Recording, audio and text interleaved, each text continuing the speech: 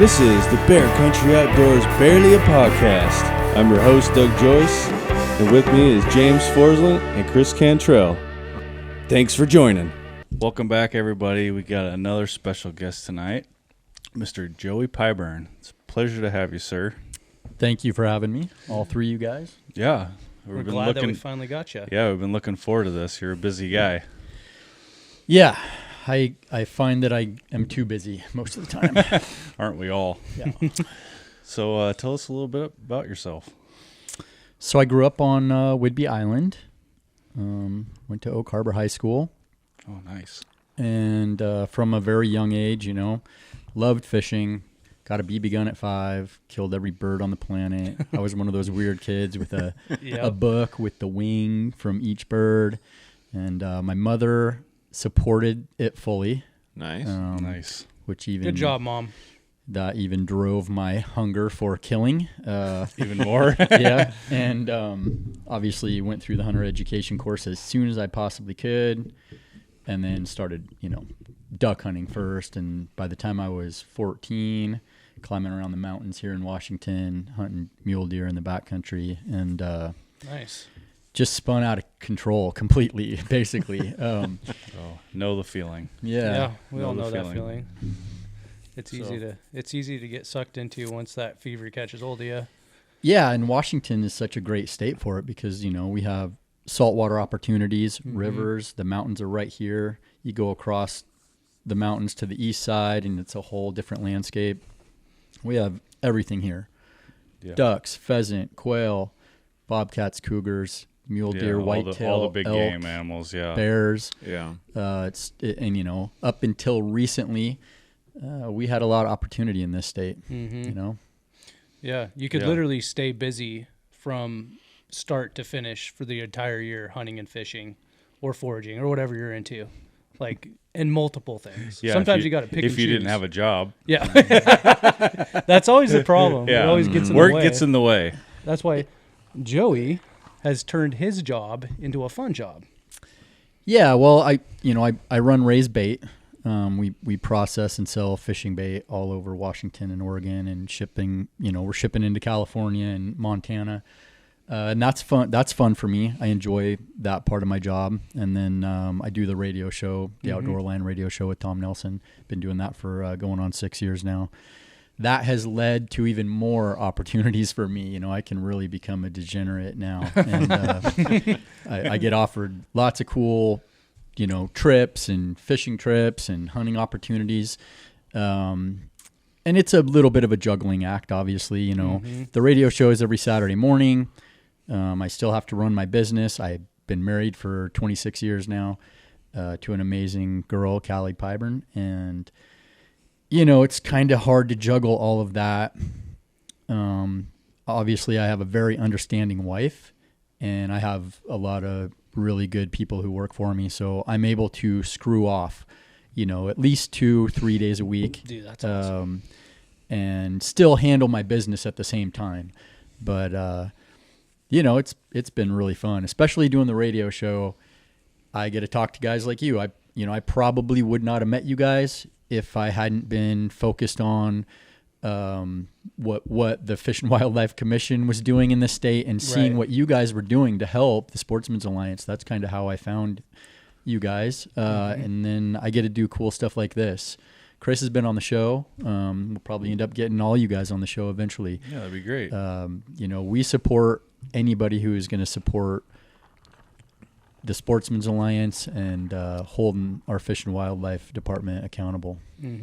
Which we're going to touch on real quick, is going down a terrible, terrible road. Tomorrow, I believe. I don't know, what's today, the 24th?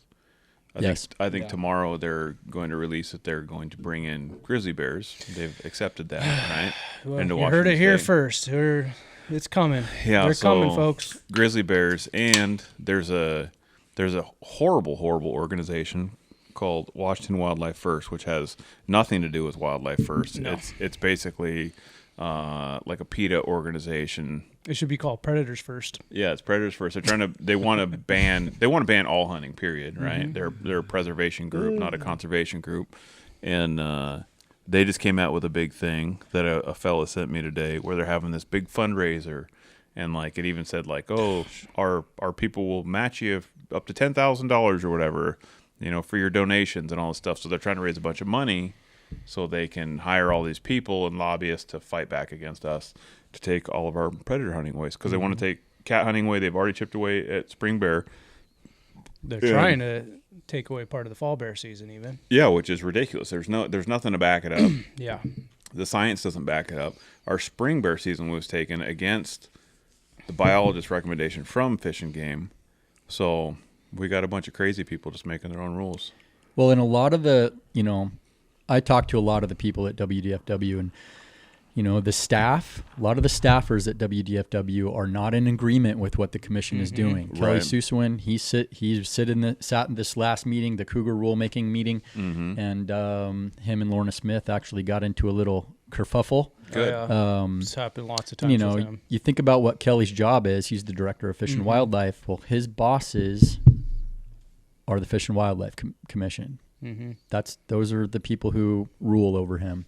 So it's kind of it's a tough position for him to be in. And a lot of people, I've heard them call for his resignation at times over the last few years. And, he's not making those decisions. The Fish and Wildlife Commission is.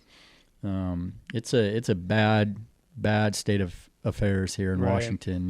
That this whole predator push is designed to lower the number of elk and deer in this state and basically take us out of the management process. And I end up having to talk about this all the time, and it gets a little bit like, I don't know, man, it wears on you. Dude. I mean, I love hunting, and I love. Seems like we do that every podcast. Right. I love hunting in my home state. Yeah.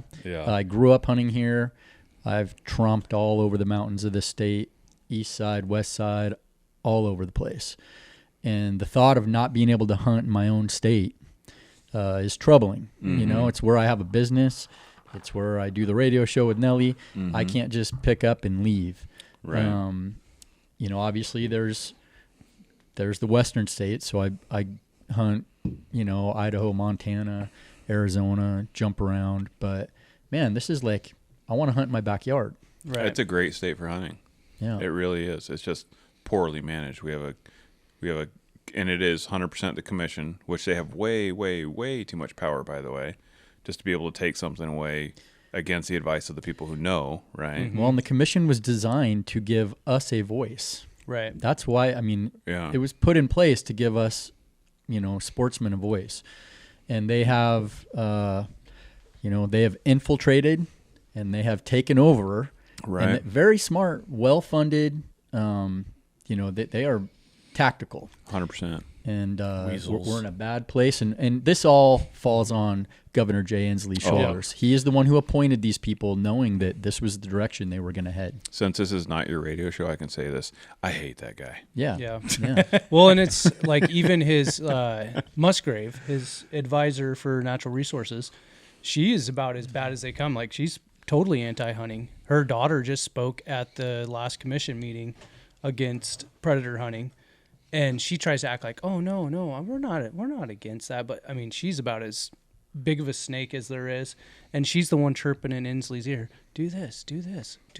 Oh my gosh, thing, they're gonna do this. And I ruffled a lot of feathers by calling her out on the internet right when she started chipping in about the wolf delisting stuff.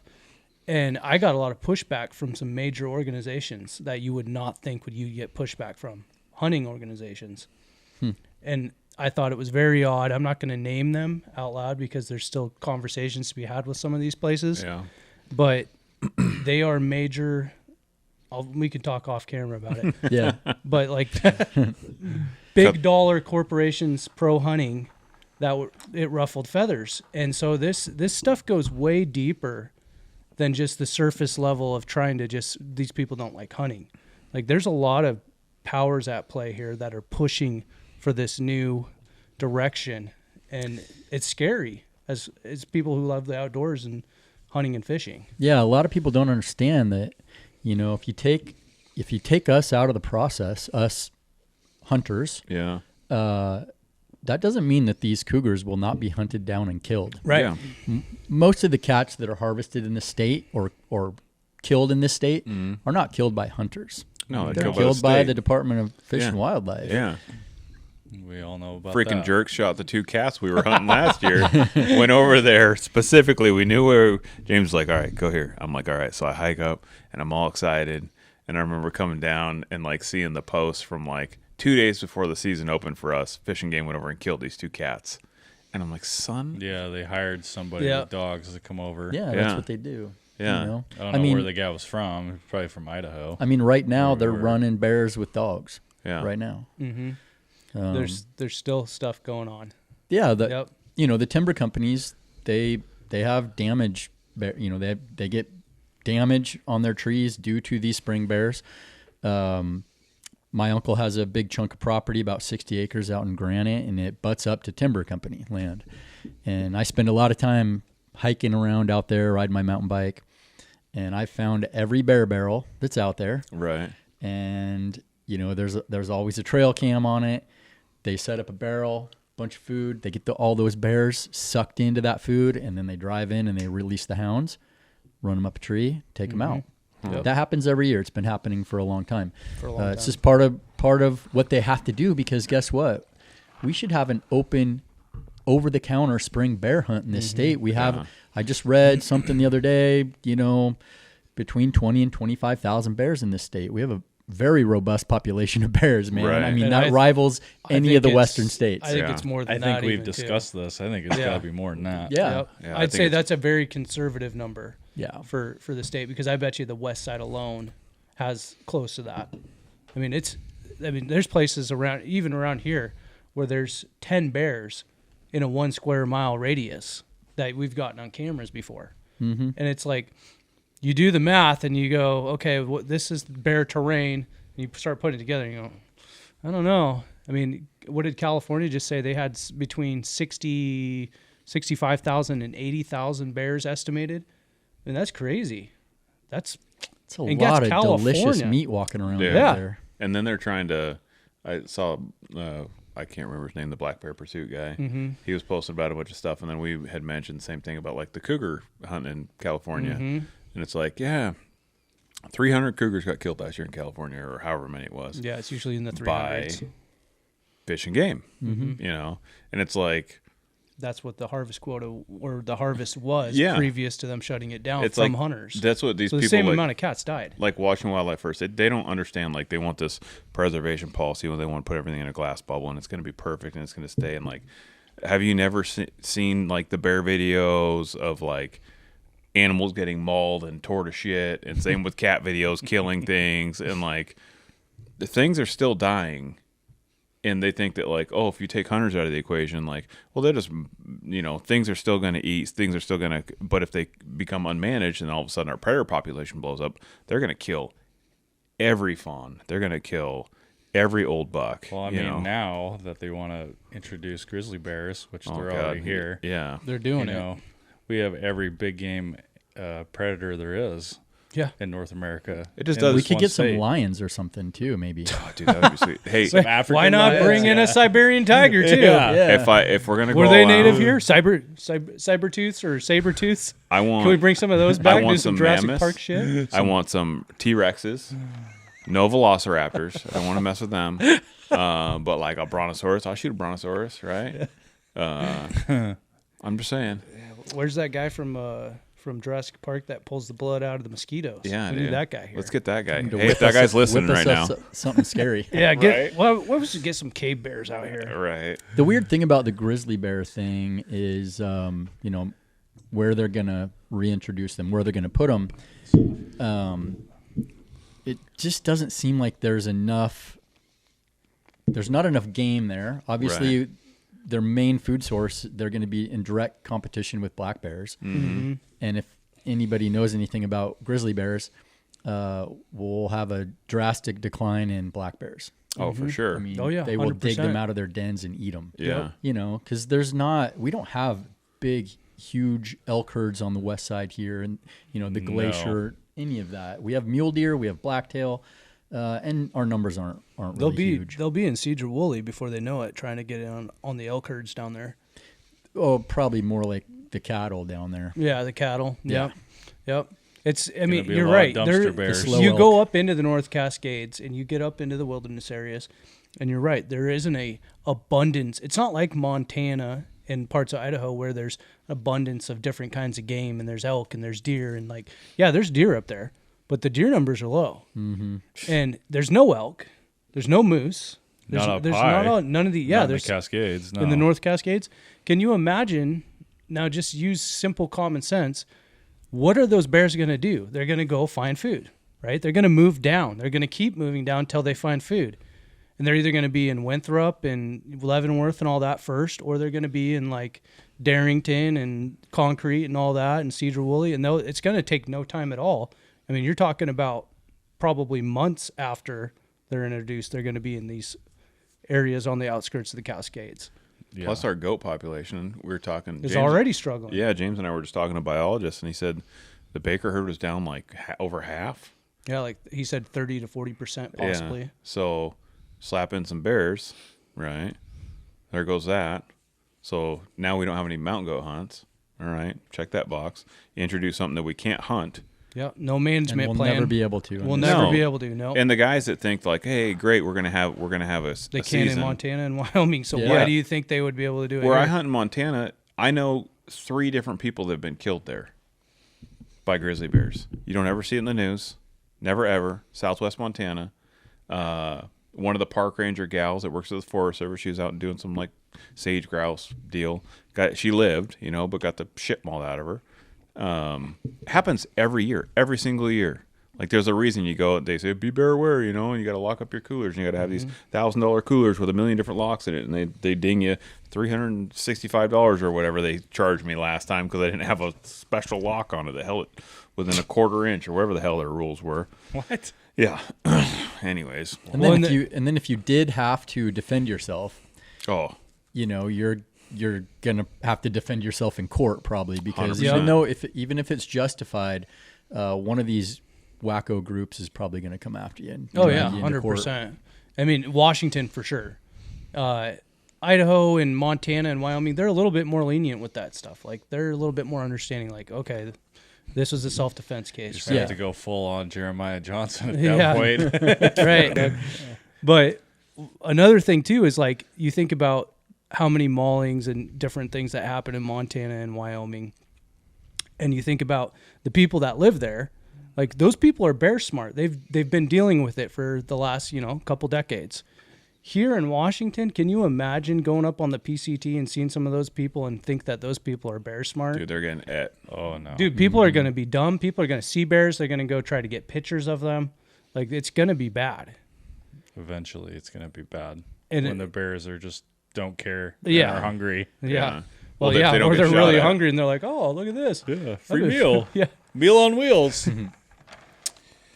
I want to go Change back direction here? real quick. So I've seen. I used to fish a lot more than I do because married, wife, life, kids.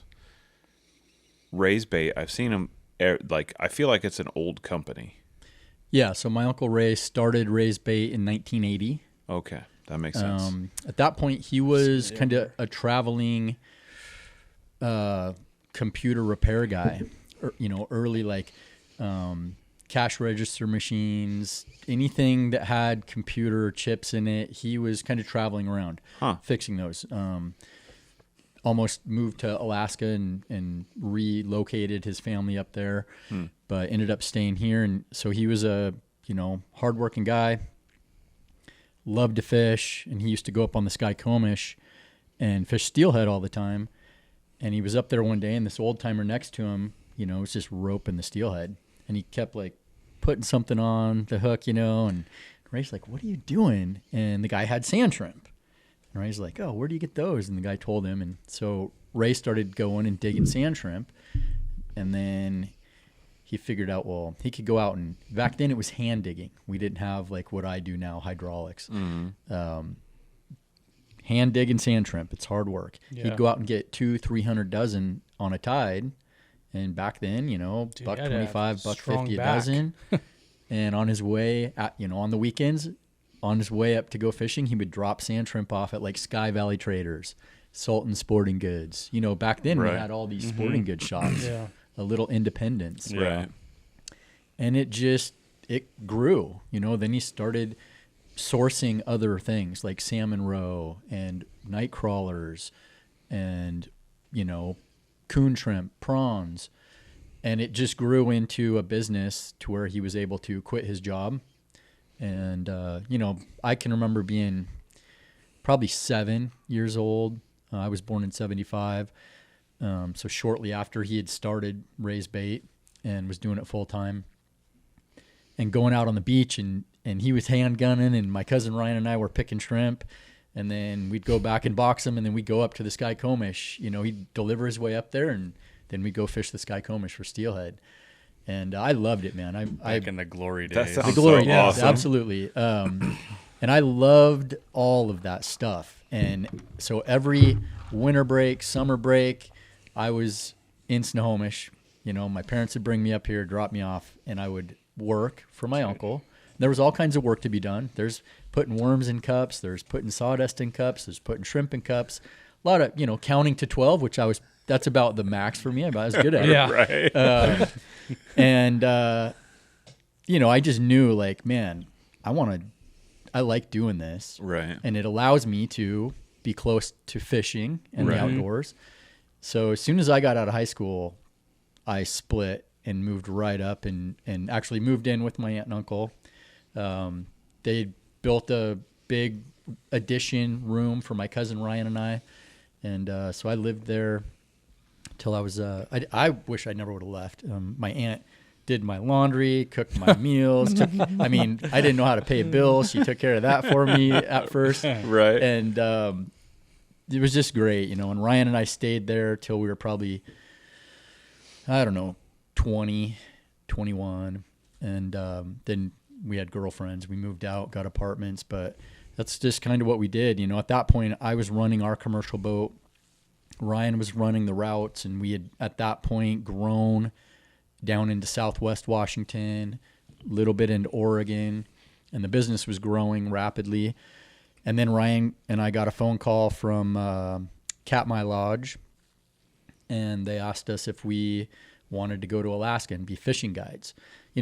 We fish so much. We're fishing 5 days a week after work on the river. And so kind of people knew like, oh, those two guys are pretty good fishermen, steelhead fishermen. Did a lot of saltwater stuff too. And that's what Tony Sarp liked. He liked to hire steelhead fishermen. If you could be a good steelhead fisherman, you could guide in Alaska. Right. So Yeah, steelhead's not easy. my uncle Ray is a great guy, but we're like most of his workforce at that point. But then we get this opportunity, and he was like, man, you guys got to go. You got to go up there and do it. So Rye went first, and I stayed back. And he backed you 100%. Yeah. And then the That's next pretty year, cool. Rye came home, and he's like, man, you got to come up. Let's both go. So we just kind of worked it out and made sure that Ray was set up and we had enough employees to fill our spots. So I think I started guiding up there when I was 21. Guided up in Alaska for quite a few years, just in the summers. Come back and work for Raise Bait in the wintertime. And I don't know, I did it for 4 or 5 years. And, it was great. Amazing experience. Get to see a lot of Alaska, fly all over the place, and wouldn't trade it for anything. But somewhere in there, I don't remember exactly where, but I got married. And being gone for 4 months. Wah, wah, wah. Yeah. Well, I just, I'd done it, and I wanted to come home and just kind of be at home for a summer with my wife and take advantage of what we had here in Washington. And I was like, okay, I've soiled my oats in Alaska, fishing all over the place. And, I want to come home. So I came home and didn't guide for a year.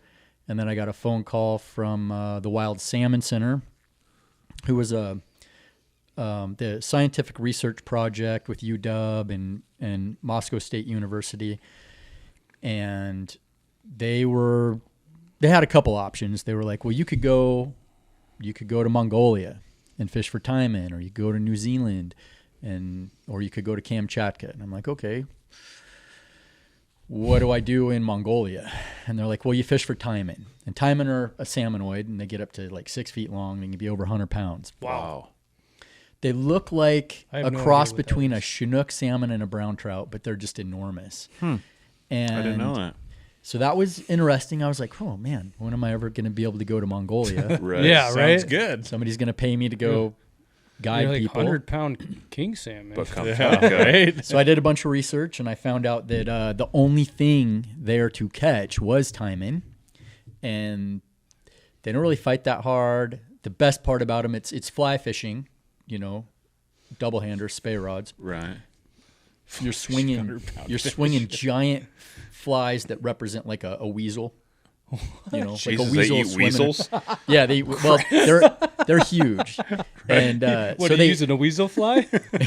it's a surface strike, which is very cool. Right. But then you have this big, lumbering, heavy Right. taimen on. Yeah. And I was like, I don't know, dude. I don't know if I can do that. If there was something else Right. in the river Right. you could Yeah. also fish for, maybe. But really, what drew me to Kamchatka was Bear, some of the moose, well, everything. Yeah, very similar to Alaska. Some of the biggest wild rainbow trout in the world, and probably the purest strain there is. Really? And then also a steelhead. So I did that. Went over and spent like 5 months in Russia, guiding over there, and at that point, I was like, okay, that's kind of the pinnacle. They only hire like 3 guides to do this, and it was another amazing experience. And I obviously, if I hadn't been married and had a career here, I would probably still be in Alaska and Russia bouncing around, guiding, because it is a cool life. You get to meet a lot of really interesting people, and just it takes you to these places that are just unreal, right? I mean, Kamchatka is crazy, dude. Like giant grizzly bears. They have moose. They have caribou. Right. They have, I don't know how many active volcanoes they have on the peninsula. Dude, I had a trip booked. Not to cut Oh, is you that off. the brown bear trip? Yeah, so I had a brown bear trip right before COVID hit. Yeah, COVID screwed it. I'm like, dude, I'm going to go, because I looked at Alaska, right, which is a fortune. Yep. And then I'm like, what's this Russia place? The Kamchatka Peninsula. And I start looking, giant moose. And then I'm like, you can go there, and it's like, here, you can shoot 2 bears. Yeah. You can shoot 2 bears cheaper over there than you can shoot 1 bear in Alaska. And I'm like, why wouldn't I do this? I remember you trying to get me to go. You're like, we should do this thing. Yeah, And I'm I like, was quit being such a pussy. Let's go. We had just met, and I'm like, I don't know about going on a bear. He was like, I literally just, I'm like, hey, you want to go to Russia with me? You know?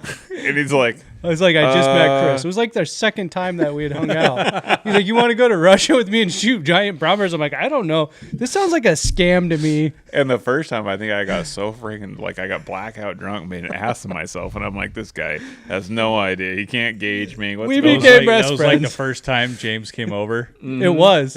And he just got blackout drunk. Dude, and way he's too like, well. Oh, God. It was a rough day at work and made a total hey, ass that's myself. how you know if the guys can hang, It's like, Yeah. I've Right. seen him at his worst. Oof. I've seen him at his best. Mm-hmm. I haven't seen him naked, though. So Maybe that's his best. Give Haven't me gotten time. there What yet. if that's his best? Give me time. his worst and his best. Right?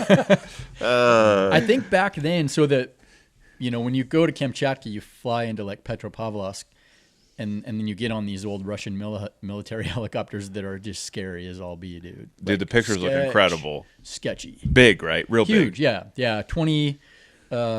20 passengers, flight crew 3, no electronics whatsoever, bundles of wires hanging down with like duct tape, and Perfect. I love all this. and they run on kerosene. Yep. What? Run on kerosene. Well, The yeah. helicopters do? Yeah, Well, and kerosene's close to jet fuel. so it's, and the tank is inside. It's not on the outside. It's inside the helicopter. So the whole thing it just reeks. reeks like and you kerosene. get. I mean, by the It stinks. it's a 2-hour flight up and over the mountains, over volcanoes, to where this little cedar lodge was on the Japonova River, and when I flew in there, I flew into Petro from Alaska, and I get on this plane in Alaska, and we fly, and we land on some weird airstrip made out of concrete, like real bumpy, and had to refuel. And they bring the truck out, and the pilot and the the staff take a bunch of the meals that we didn't eat, Right. and they go out and they pay cash and they refuel the jet, and then you take off, and then you land in Petro. And we land there, and then they shuttle us out to this other little airport where the helicopters are. And I'm standing there, at that point I'm like 26 or something. And here's all these rich folks, and they're like, "Oh, where are you going?" And I was like, "Oh, I'm going out to the Japanova." And they're like, "Oh, really? You going fishing?" And I was like, I'm guiding out there." And they're like, "Oh, wow. Oh, you guide there?" And I was like, "Well, I'm going to be." I've never been there, but And they're like, "Oh, wow. It's your first year there?" And I was like, "Yeah." And they're like, How do you guide there when you've never been there?" And I was like, "Well, I don't, I'll get there." And I figured I'd get there and have a few days to kind of run around and learn the river. Right. No, I was flying in with my clients. Oh shit. no shit. You're just like get there and you're like, Like, let's where's go a good spot to fish? You're Yeah. like Like- in the water. Like we flew in kind of wild. early in the day, and you load, Here you go. you get all your gear, and they're waiting down by the boat. I've never ran the system. One of my buddies had guided there the year before, so I had intel. Yeah, Right. okay. And the fishing was so good, to be quite honest. Right. A monkey could have guided those folks. Right. So off I go. But that lodge was a bear camp. That's how they made most of their money prior to this venture with the Wild Salmon Center. Oh, okay. So back then, guys were paying 10, 12 grand to fly in. And like you said, back then it was like, if you shot a bear and then you were like, "I got another 5 grand here," there's no tags. There was none of that. Dude. So you could shoot, you could probably shoot 4 bears if you wanted to, if you had the dough. Dude. I don't know now. I'm Chris is out of the We're loop. going but- back. I pull the old Stephen Rennell. I'd be running around. They're going, "Blouch! Blouch! Blouch!" Dude, it'd be so much fun. Oh, Chris. Dude, giant bears. We Big should look bears into over it. there. We should look into it. I don't know. With us on the brink of World War III with Russia, I don't know if Dude, well, that was another thing. I was like, first COVID, and then freaking all this all Russia. the war shit. Dude, Yeah, messing up my hunting. yeah it is. There's a lot of good hunting in Russia. Thanks a lot, Biden. Thanks, Biden. Dick. He's only making it worse. Dude. Anywho, Well, we should change direction. I know. So how did you get into doing the radio thing? I've been always curious, like, how does that even happen? How does that come about? Boy, it was never something. I'm not very comfortable even in this situation. You wouldn't know it. You can take your pants off. Don't worry, we aren't either. Just picture everyone naked. Chris, walk over there. You know, when you haven't been you didn't go to communication school. It was just something that was never on my radar that I would end up on a radio show. But when hunting started to become popular on the gram, social, I obviously didn't even know what that was.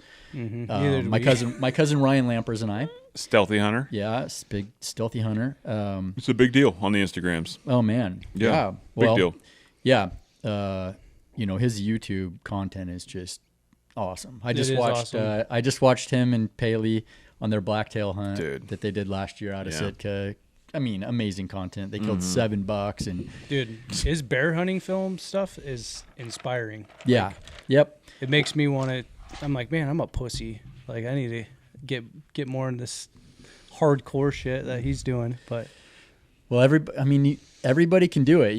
It's not like Ryan is anything special. I mean, he's a very driven hunter, very patient.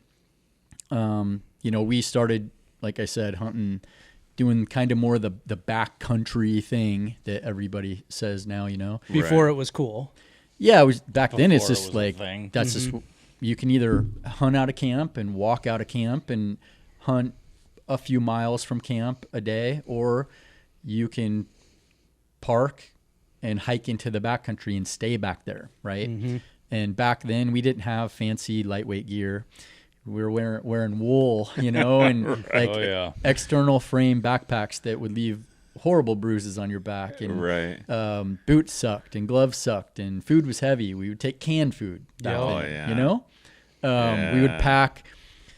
would pack water. So, have to pack water sometimes in the winter. So what you're saying is these kids nowadays are soft. They're soft.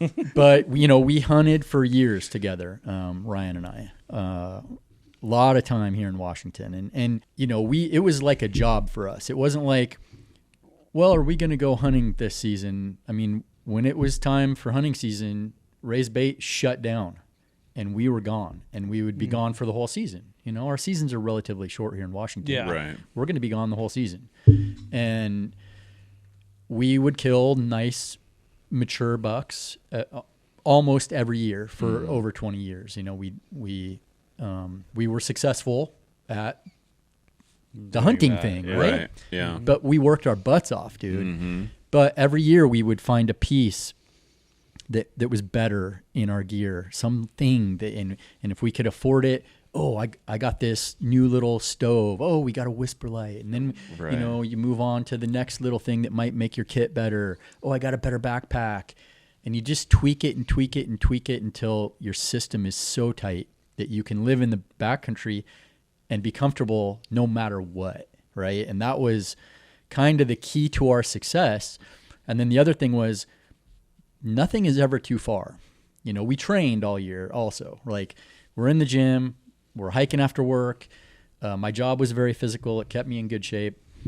So nothing is ever too far. A lot of hunters they restrict themselves, and right. I see it. I hunt with a lot more people now. Brian and I were attached at the hip for 20 years. Right. Now I'm hunting with a lot of other guys, and I see the apprehension to, I'm like, oh, we're going to go down this, through that basin, over that ridge. We're going to glass everything, and we're just going to keep going. And they're like, well, what do we do if we get something? I'm like, well, then we just deal with it. Whatever, dude. Yeah. What do you got to do, man? Right. We got Mind over days. matter. Yeah. We have days. Yeah. It really is, too. We got to take 3 trips to get our stuff out. Elk hunting, it takes me 3 trips, depending on where I'm at, to get an elk out on my back by myself. Mule deer, if you got a partner with you and you only kill 1 buck, dude, doesn't matter how far that is. It's a 1-tripper. But so, again, here comes the social media thing.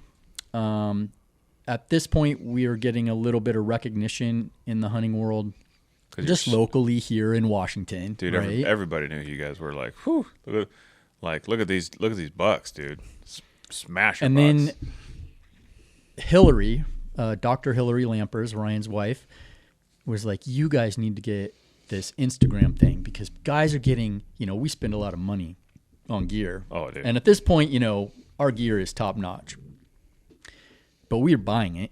She's like, there's guys getting free stuff, and they don't kill as big a stuff as you guys, We're killing big bulls in this state. Rye especially. That sounds like my pitch to Jim. Yeah, you guys get it now, right? It's like Right. you get a little bit of a platform, and hey, sponsors will kick you down some stuff. Yeah. Mm-hmm. Ryan was first to do the Insta. I was like, I'm not. I don't. I just. Right. Yeah. I don't know. I can't even operate a computer. I at still this feel point. that way about it, by the way. Ugh. Yeah, I know, and I do it though. but it, then I did it, and then you start getting a little bit more reach with what you're doing. People in other states are like, who are these Washington guys who are killing stuff every year? Like, we're not Smashing known. bucks. We're Yeah. not known for big huge deer, bucks big and big huge bulls, bulls every year. Right.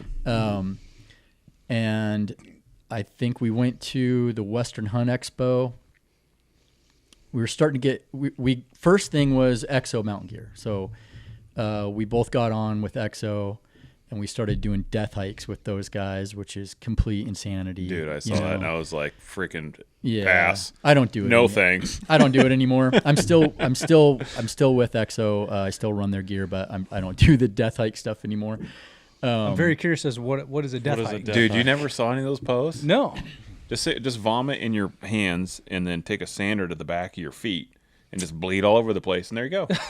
Yeah, so I think Ryan did one before I did, and they flew into the Frank Church, got dropped off, and then they had to hike out, 50 miles, massive elevation gain, hiking straight through the night, just like a very intense, you have to train your butt off to do these things. And then the next year I did it, and it was me and Ryan and Brock Akers, Jeff Lusk, Ryan Bayless. And then EXO has a crew of like complete psychopath dudes, like 30 of us that do it every year. And the first one I did was 100 miler in in Idaho. I don't remember the elevation. Possibly it's in the post there, maybe 27,000 feet of up and down throughout the 100 miles. And we did it in 72 hours. That was the deal. We're going to do it in 72 hours. There were guys who literally wore the bottom of their foot sloughed off. Like all the skin on the bottom of their foot sloughed off. My buddy Dan. But he didn't. Dude, he didn't I'm so quit. disturbed He didn't right quit. Wow. Like I said, psychos. But some of the greatest guys and some of the most passionate hunters. I mean, these guys are the real deal. So we did that for a few years with those guys, and they're still all great friends. I thought Cowboy Trail was crazy. Dude, Doug, we're such pussies. Oh, 33 miles a day. And But it was fun. 5 vertical miles of Dude, elevation. that It's is not a big insanity. I'll tell you, when you do something like that, though, and you finish, there's like it's mental got to be click. whatever like drug these kids are on nowadays, that whatever that is, that's the feeling. Like you feel like Superman, Like limitless. Almost. and then you go right into your hunting season and you are like in the best shape of your life. And then like, dude, I can hike 33 miles with my full rig on my back. It's not a problem. Doug's thinking know? I'll take your word for it. Sounds good. All that is kind of what led to the radio show. So Okay. the Instagram, the post, Rob Ensley and Tom Nelson and John Martinez at that point were doing the radio show. And Robbo contacted Ryan and I and asked if we would do a hunting seminar. They had like an April spring hunting seminar deal that they did down at Sportco Outdoor Emporium. Bring in Jason Phelps and Tom Ryle and a bunch of the names at that point, Right. Washington guys. Yeah. John Gabriel, and Ryan and I are like, we don't even know how to build a PowerPoint, Right. But we were like, okay, well, we have a lot of good information. Neither one of us were great at speaking in front of folks, Right. In fact, Ryan at that point, if he had to talk in front of a group of 7 people, his face would turn bright red. I mean, total extrovert. My cousin Ryan. Okay. You wouldn't know it now because he's Yeah. very comfortable. He's pushed himself to a point where he can just do it now. Yeah. So we did hunting seminars for Tom and Rob for a couple years. And so what came with that was having to get up in front of folks, talk a little bit. Mm-hmm. We would take our full kits down there, set everything up so people could see our whole system. We dehydrated all our own food for the hunting season. We talk about that. We talk about training, and we would have to call in and do like a phoner on the radio. That was like the first Right. time I was ever on a radio show. Right. They're like, "Hey, can you call in and we're just going to talk to you for 10 or 15 minutes?" And I'm just like, "Whoa." I remember going to my office out in Granite and sitting there and shutting the door and just sitting there waiting for Seattle, the Seattle number to call me. And I'm just staring at the phone like, holy crap, what am I going to talk about? And then it was Rob and Tom. And I'd talked to Rob quite a bit at that point, hadn't even met Tom. And they just made it really easy. And I knew all the information.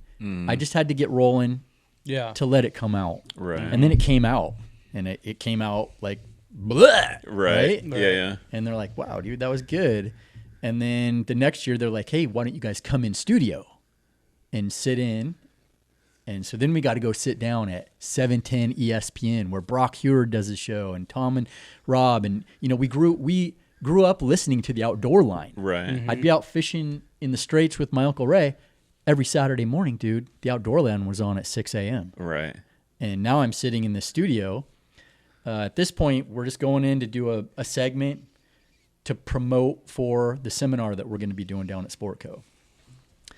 And, you know, built this relationship with Rob and Tom. And I remember Tom thought we were like, well, they're just hunting guys. And Rob's like, no, Tom, you should take Joey fishing. Like, the dude's a stick, you know. He fishes all over the place. You should take him fishing. So Tom's like, oh, really? You can fish? And so I meet Nelly down at the slip in Everett. And at that point, he had a 28 King Cuddy Weldcraft, which is Duckworth Weldcraft. Right. One of the coolest boats I'd ever been on at that point, you know. Thing was dialed. The Yeah. electronics were amazing. Cannon downriggers. All the gear was badass, you know. Right. Big stickers down the side. See it, you know, 710 ESPN. Right. And That's super cool, by the way. it's winter time. 100%. Yeah. And we run up You're the to, big dick on the water at Yeah. that point. Absolutely. Yeah. And we run up to mid-channel, and I remember Nelly coming over, and he's like, hey, you know, he doesn't really know me. He goes, hey, you know how to use a downrigger? And I was like, yeah, I got it. And I ran my rat gear nest. down. I put an anchovy on there because I fish a lot of anchovies. And I run it down, and I just bounce bottom, and I'm just letting it kind of bounce on the bottom. And Nelly's like, oh, hey, you're bouncing. And I was like, yeah, I know. I just kind of let it bounce down there, and then I bring it up a bit, let it bounce, and I catch a lot of fish doing that. And I don't know, we caught like I got like a 14-pound blackmouth, and then we got another one, and Nelly's like, oh, what are you doing tomorrow? And I was like, what are we doing? He's like, you want to go fishing tomorrow? And so I start fishing with Nelly a He's bunch. like, I Right. like fishing And, with this guy. we just clicked. Like, we got along really well. And I can navigate around a boat, and you won't even know I'm there. And for the first year of our fishing relationship, Tom would be like, hey, can you – oh, you're already doing it. You're doing it. You know, I mean, I knew what he was thinking.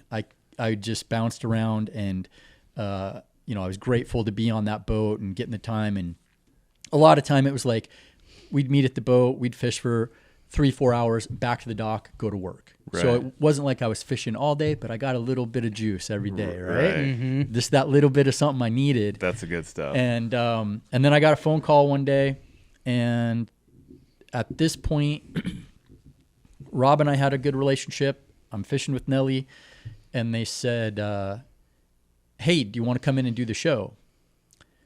And I was like, come in and do a segment or for an hour. And they're like, no, do you want to come be on the show? You know, be our third guy. And I'm like, oh, you know, I don't know. That's not what I said. I said, yeah, I'm not going to say no. Right. Yeah. Yeah. But I was like, shit my pants. Yeah, so Right, you're yeah. thinking in the back of your head. Because Like, they're both yeah. they're like pros, dude. Right. I mean, they've been doing it for like 15 years. Right. Seattle Outdoor Hunting and Fishing Radio. Yeah. And so I'm like, yeah, okay. And I go home to my wife, and I'm like, they just asked me to like do the radio show like every Saturday. And I'm like, I don't know if I can do that, you know? Like, I shit my pants every time I go in there. And she's like, you get down there and you do that radio show. Yeah. And I've been doing it now for 6 years, and I'm still not good at it. But you know, you get better at stuff, and at least now when I go in, there's always that little bit of, I don't know, anxiety as it gets like as the show's starting, you know. Right. And Nelly always opens, and then it's, you know, then I don't. game It's not on, like and it's scripted. It's like Right. this. Yeah. Yeah. But there's a whole bunch of people out there listening, and it's live, right. which is the thing that messes with your head a little bit. Right. But now at least I'm like, I've done it enough to where I know it'll be okay. Yeah. Right. Like, I'm not gonna, you Yeah. know, I'm not gonna say something that makes me look like a complete idiot. I will say some dumb shit, but we'll make it through. And That's me. Well, they're doing it at 6 a.m., so they don't have any alcohol. Okay, so Yeah. Dude, that's the other thing is my brain works a lot better. Like at this Early. point, right? Right. 6 a.m. Dude. It's hard to Get going. It's hard to be rolling, man. Sometimes I'm like, I remember when it was me. Now it's just Tom and I, right? Robbo's moved on. He's got 2 amazing daughters who are playing basketball, and he was like, man, I want to coach my girls. And so he's moved on. Now it's just Tom and I, but in the beginning, I remember like Tom would talk and then Rob would talk, and then Rob used to do this. He'd point at me like, Right. you say something. Right. And I'd just be sitting there like, holy shit, there's no words in there, dude. I don't have words. I don't know what to say. I don't know what to do with my just hands. Well, yeah, total panic. Because it's just a radio show. Like, they don't have a camera on you. So they're just like, come on, say something. Yeah, say Rob's something. like, Rob would be like, whatever they were talking about, Rob would be like, oh, Joe can talk about that. Yeah, and I'm just like, I don't have words, man. They're not in my head. Yeah. Dude, the first time I was on, it was like 6 something in the morning on a Saturday. Yeah, Saturday. And now, like, I get up early during the week, but I don't get up early because I have to. I don't have I get up early to come downstairs to my curves and do my shake weights. Yeah. To shake weights. But when you get up, I tell my wife, I'm like, hey, I'm gonna be on the radio show with Joey, and she's like, and then come to find out, like, my wife was like best friends with your wife when they were little tiny kids. Yeah, crazy small And then- world, dude. Speaking of your cousin not being able to talk to people, apparently you can talk to the ladies because my wife had a huge crush on him. oh man, Back in the day, back in the mullet days. Well, remember I said he wasn't good in front of 7 folks, but You put him in front of Yeah. one lady call with that mullet. one of those broads out of the group. Oh, and man. usually talk to him. Yeah, I'm lucky he didn't snatch her up. But I do remember that. I'm like, holy! I'm sitting there. I am pounding coffee, and then the whole time I'm slamming coffee. So I'm like, don't say shit, don't say bad words, don't say Jay Inslee's a piece of shit. it's like doing the podcast with Brandon Newberg. Yeah, I'm like, I know, same thing. I'm like, when we flew out to Bozeman to do Randy's deal, I'm like, Chris, don't swear. Chris, don't swear. Chris, don't swear. And I'm like, don't say anything bad. And like, you could tell during that, James and I are sitting there, and Randy'd look at me, and I'm just like, and I'm just quiet, and I'm Yeah. like, It's like he's biting his tongue. I'm not gonna say It's nothing. like, I can't say nothing. Yeah, I'm like, I something don't- bad's gonna come Because out. the whole conversation was about our commission, and he's trying not to say the F word. Yeah. Dude, and that gets me fired up, Yeah. So like, trying to Yeah. think like, okay, don't swear, and then try to like, hey, be witty. It's like if you're a comedian, someone comes up and says, hey, tell me a joke. You'd be Sure. like, oh, there are 2 pirates in a bar. Like, okay, I don't know. So Yeah, it's something vulgar is gonna come out. But I mean, all you guys have the gift of gab, and when you're passionate about something, which we Bullshit. all We are, call it right? bullshit. I mean, Yeah. it's called a good line of bullshit. Yeah. And I remember Nelly early on was like, hey, you got a great line of bullshit, and it's not bullshit. We're all passionate about the outdoors, and we've been doing it for a long time. Yeah. So it's just about, recalling that information and letting it come out in a way that you don't sound like a idiot, right? Right. And you came on the show and you knocked it out of the park, and we have a lot of guests on the show. We talk to a lot of fishing guides, and we have our regulars. We got our Austin Mosers. He's money. Austin's great on the radio, great behind the camera, great angler, great hunter. We have a bunch of local guys, Ben Rosenbach, Kerry Hoffman. So we have a bunch of guys, Todd Daniels, we can pull from on the hunting side. We pull guys from everywhere, Montana, all over the place, the Eastman guys. But not all of them are great. Right. A lot of fishing guides, I'll be like, oh man, they're great guys. I'm not going to name names, but they'll get on there and it's just kind of like, we're pulling teeth, and you want them to talk and you want people to get to know them like I do, but then they get on the radio and it's like, so, hey, man, what's going on down there on the Cowlitz? How you guys doing? What's the season been like? Good. Like talking to your daughter it's when an she art gets off the form in bus. itself. Just trying to get it. trade secrets, Right. They always want to hold something in their pocket. They Well, don't and want to give it all up. It's an art form in itself, being able to pull. Like, there are people out there that they can't talk as easily, and being able to pull that out of them and gain that comfortability to where you're going to get what you need out. And it's reps. It's its own thing, right? It's reps, Yes. Yeah. right? You know, the guys who are our regulars, there's been a lot of reps, dude. And they were there before I was there, you know, the Austins, the Todds. I've brought some guys in to the show, you, Ben Rosenbach, Kerry Hoffman, some guys that I really enjoy off air, you know, just building friendships with these guys.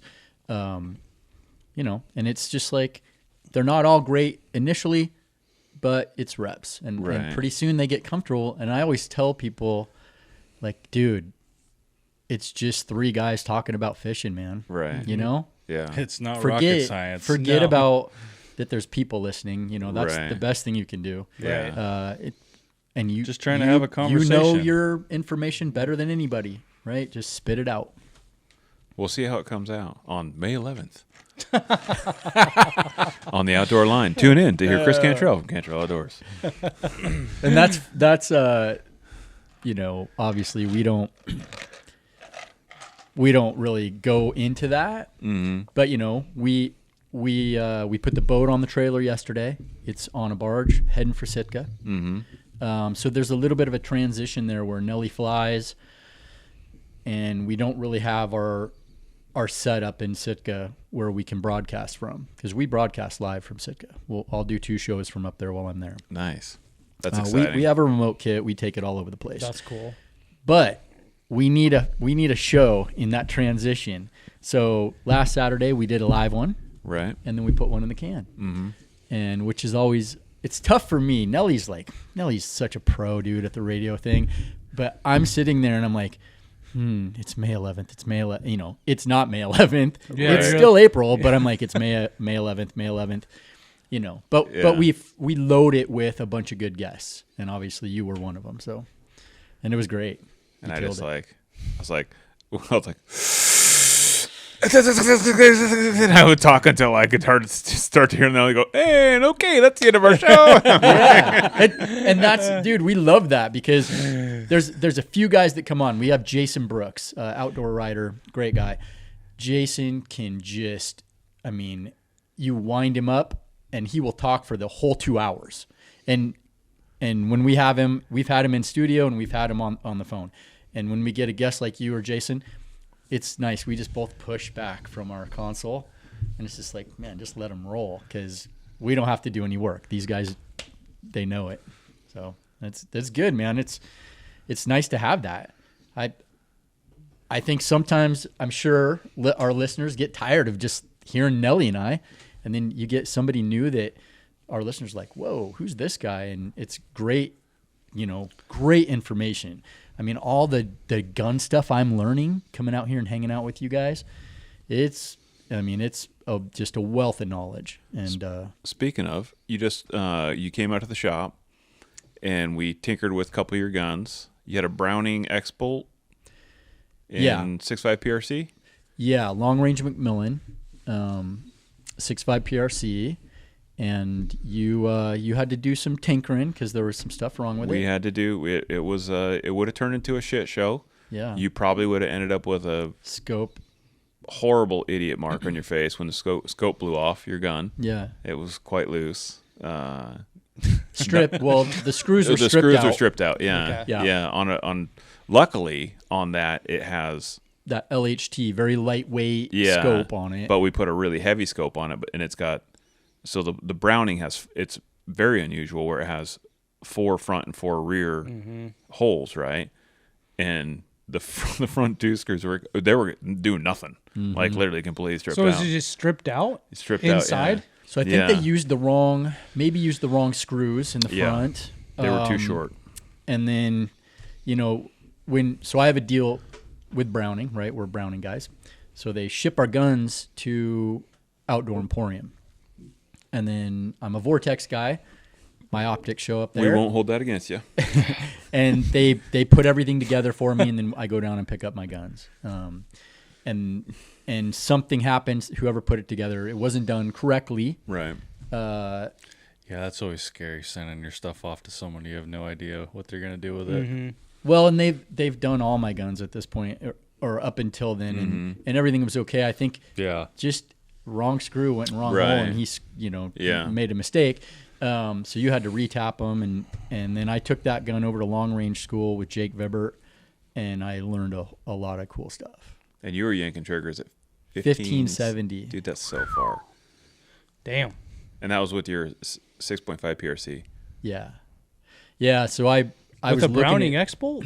yeah, Damn. long range Macmillan. It's got a Nice. heavy, it's the heavier barrel. Mm-hmm. Also, I bought a suppressor from Chris, so it's suppressed now. I mean, the rig is like, it's a tack driving machine. I get- What kind of suppressor did you sell him? I put one of these on it. I gave it the kiss. So you gave him a nozzler or what? Yeah, I put it. Nice. Yeah, put a nozzler can on Dude, it. those nozzler cans are They're dope. so nice. Yeah. They're really nice cans. They're excellent. The long one or the short one? I'm gonna have to just Short go out the dollars. Oh yeah, you did get the Short. short You one, went the the short K one. Just can. take my money. Yeah. Yeah. Well, that nozzler can, what sold me was it's 7.2 ounces. It's 5.5 inches long. Mhm. It's super light. does And give you a lot of that's kind of my heaviest rig, that gun. I ended up weighing it after the deal, and I was like, this thing's got to weigh 13 pounds. It's 11.2, so it's not bad. That's not bad. And it's No. perfect for what I was doing over there, shooting long range. Plus, with that scope you put on, I mean, that scope is super heavy. Yeah. It was it's a nice scope, but it's a heavy scope, and you add a can, and you have a heavy steel barrel on it. Yep. But dude, shooting lights out. I mean, What was crazy, I've never been a long range shooter guy. I never really shot a lot. Now I'm a multi-weapon hunter. I've always been archery, muzzleloader, rifle. Right. Killed all my bulls in Washington are muzzleloader bulls. nice? I shot my first bull ever with a rifle last year in Montana. Just always went archery or muzzleloader for elk. Right. Right. Didn't do a lot of rifle hunting. Mm-hmm. But it was a tool, and it wasn't something that I really enjoyed doing, shooting Right. the rifle. Back then, you're shooting. I had a 300 short mag. I had a 270 Browning stainless stalker that I had since I was 19. And I just, they shot great. I'd go out 100 yards, bang, bang, bang, bang. Okay, I'm on. Right. And then I killed everything within 100 or 250 yards. Right. Yeah. The Right. funny thing about this state. Yeah. Yeah. Yeah. It's a Washington thing. Yeah. So there wasn't really any reason for me to go bang it. I mean, I would stop on the way in to where we were hunting, like driving in to the trailhead. And Ryan and I would always stop, and we had this rock that was at 600 yards, and we would shoot right at this green, mossy spot and watch where the bullet hit below it. And then we'd be like, okay, all right, well, Kentucky windage, little and then we'd elevation. shoot at Close your eye. 500, and we'd shoot at 400, and be like, okay, Right. you're lobbing shots, Yeah. just hold over. But we never took shots at animals like that. I killed a bear at about 500 doing that, Right. 15 years ago. We or don't use the something. H word here. And no, and so going to that long range school gave me way more confidence in my shooting. I'm still not going to go shoot at animals at 1,000 yards or 900 yards or 800 yards or 700 yards probably. But I've watched the biggest bucks of my career here in Washington walk at 5. Mm-hmm. And, shooting out to 1550 and hitting steel at 978. We had 19 targets out there. I shot my way out to 1570, learning the process. Right. Jake in my ear, telling me what I was doing wrong. Breathe, trigger control, follow through. Breathe, trigger control, follow through. And BTF, that's his mantra.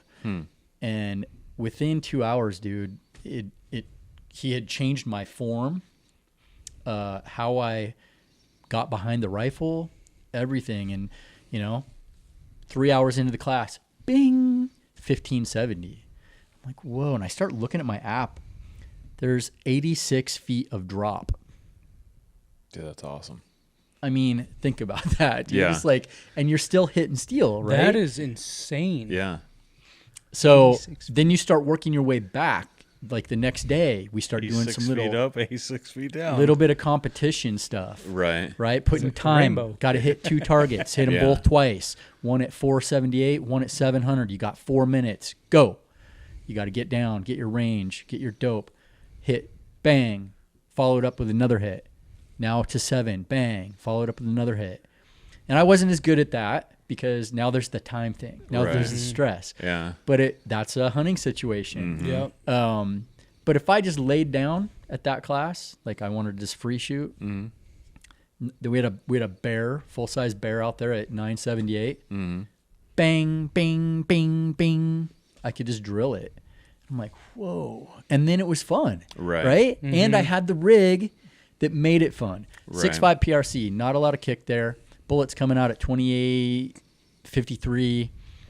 I can watch the bullet. I can watch the impact, which made it even more fun. So then as I moved back to that, like we had a target at 437, one at 560, and I start picking on those ones. Dude, you're shooting eyeballs at that distance. Yeah. Yeah. I mean, you're center punching those targets. Yeah.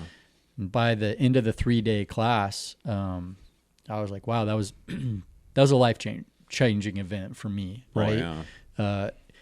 I've missed deer at 200 yards. You know, when I was younger, my adrenaline was pumping so hard and I was so excited. And Buck fever. I would sit in glass and I'd be glassing across the hillside, and I was great at finding deer and I was great at getting close to them. I'm looking at does, and as soon as I saw antlers, dude, I could feel my heart in my chest just start going do do do do do do do do do. And my rest would be bad, and my breathing was bad, and my trigger pull was bad, and I'm all shaking been like there. a leaf, and Oh, I'd yeah, miss a been deer there. at 200. Yeah. But my next shot was usually pretty good because Yep. Right. then I just came right back down to baseline. Right. But now it's like, you know, I don't want to sound like, I don't really want to say this, but because it probably will happen, but I'm not going to miss a deer at 250 yards again. There we go. Knock on some Yeah. wood. You know, Yeah, yeah. if I have the proper rest, I have the time, Yeah. that's just not not going to gonna happen. happen, yeah. Well, you have your the tools in the toolbox now, right? Yeah. And it's the same thing. Like, so when I started the gun company because I missed a deer in Winthrop. I can still remember it at like 600 something yards. I remember shot right over top of it, and then I remember later there was a deer at like 7 something. Deer at like 30 yards. Yeah. And it was too far, and I couldn't shoot it. And I was like, I'm never gonna let a big buck walk again, ever.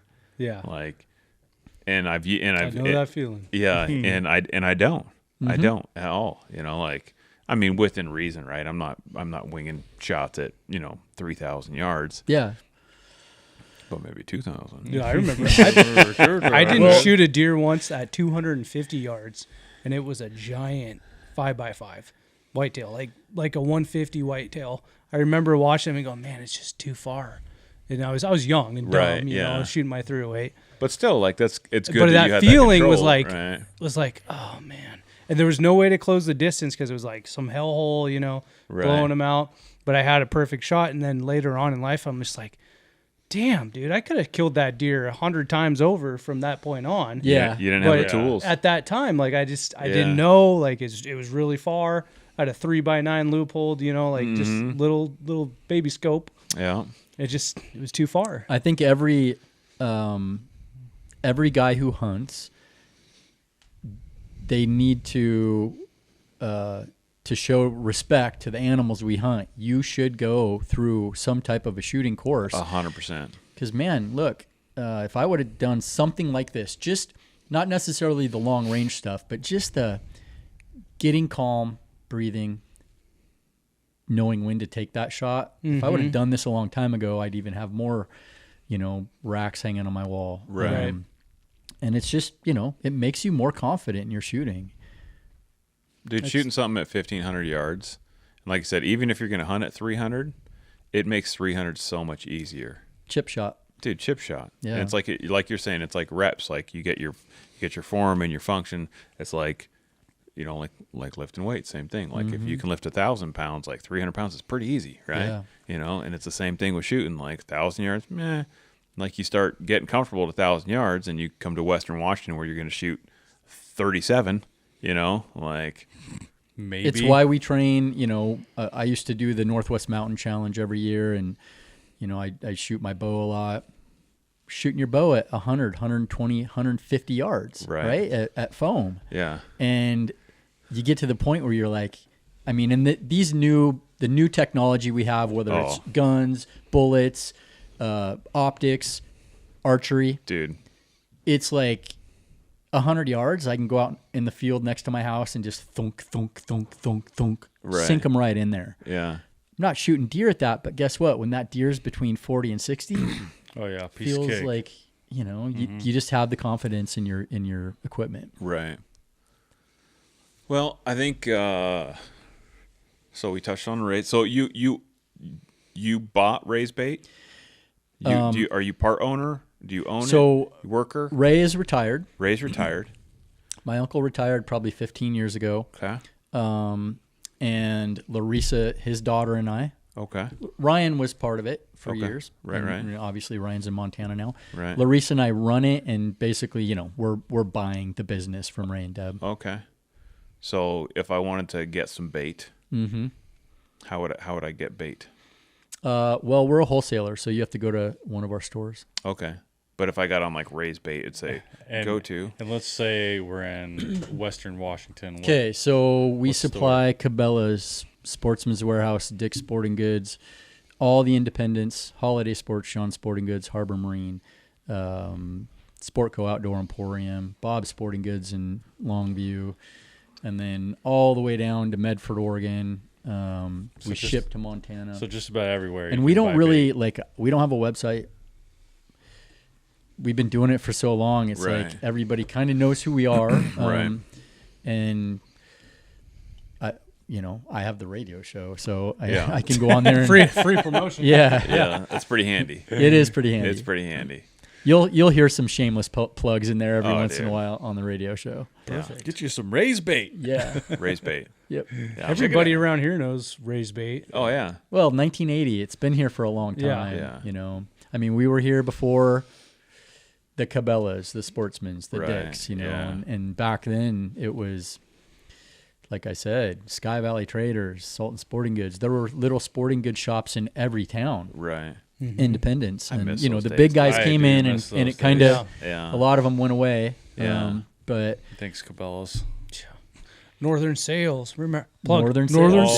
Sales. I remember that too. Yeah. What was the other one? Jerry's Surplus. Surplus. Oh, Jerry Surplus. Yeah. It's Yeah. like a medical facility now.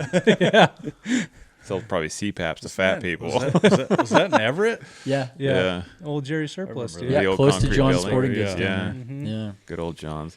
Well, before we get wrapped up, you get a limited edition, not to be made again, Bear Country Outdoors, if you're on the YouTube. Which Joey didn't make it to the film premiere, I don't think. No. He was too important. No, trust me, I wanted to come, but here's the problem with my Saturdays: is I'm up at 3. Yeah.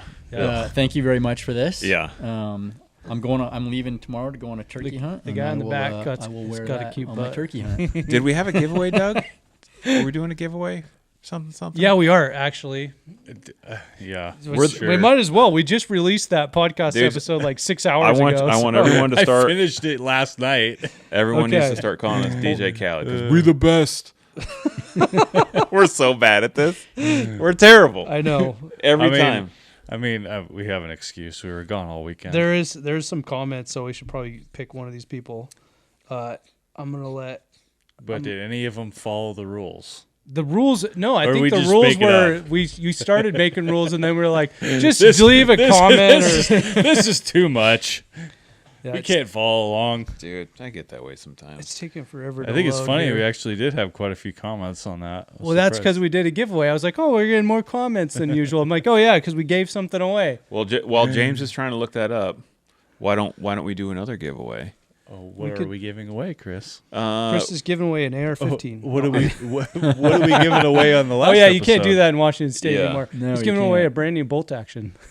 Oh boy. I'm joking. I have. I'm joking. We're not that I went to the rich. Rocky Mountain Elk Foundation banquet this okay. weekend, I gotcha. and I spent a bunch of money, Good bunch job, of Chris. crap, but I won a cooler that has a Bluetooth speaker in it, and the cooler's camo.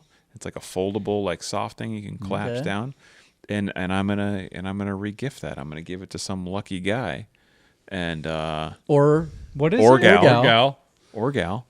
What is It's a soft-sided cooler with a Bluetooth speaker built into it. It holds 36 beers. Dude, that sounds awesome. Yeah, and we're gonna give it away. Oh, you're gonna Nice. give it away today? Yeah. Perfect. All right. Well, do you want to give it away on this one? No, because this Now one's it's giving me. I'm under more pressure. well, this one was a T-shirt. The cooler needs to be a. Oh, Oh yes, for this. it was a episode. hoodie. Not, we're That's not what it giving was. that Yeah. one Okay. away I today. got it. Okay. So I We're think giving away a hoodie. I think you should maybe pick a comment on the YouTubes again. Is that what we're gonna do? Yeah. It's the easiest. Yeah. Or if you comment on anything on Joey's handle on Insta's Joey Joey Pyburn? Pyburn Joey at, Pyburn, yeah. Okay. at Okay. Insta Yeah. or If you Facebook. if you comment I'm horrible at stuff. Bear Country Outdoors on there, we'll I know, stock his. I so you tagged can you see. in some Horrible at stuff putting today. stuff You on didn't it. even respond to it. So Dude, I'm so bad. Tom and I have a person helping us. Yeah. Yeah. Just stick with YouTube. Make Yeah. it easy, guys. All right. You okay. So I'm gonna pick someone from our last giveaway, which was a hoodie, right? too. Yeah, the green Correct? hoodie. Okay. Yeah. Man, there's I got to say too, I really enjoy your guys' podcast. So my Saturday mornings, I am up between 2:45 and 3 in the morning. I go out and make a cup of coffee. I sit on the couch with my dogs. I kind of go over my notes for the show. Get in my car at about 4, and I head for Eastlake to the studio. And I listen to your guys' podcast on the way down. I used to listen to, I listen to a bunch, but listen to my cousins every once in a while, Vortex Nation, and lately it's been your guys' podcast. And it just, the energy is good, and it kind of gets my juices flowing. Nice. So I've really enjoyed listening well, to I'm you guys. glad we finally got you on then. Well, I mean, we're always tuned up anyway, so I mean, it's always up for You a know. good time. All right. Sometimes I say I got some things. someone here. Let's see. Sometimes it's more than others. So we're gonna give Allegedly. Allegedly.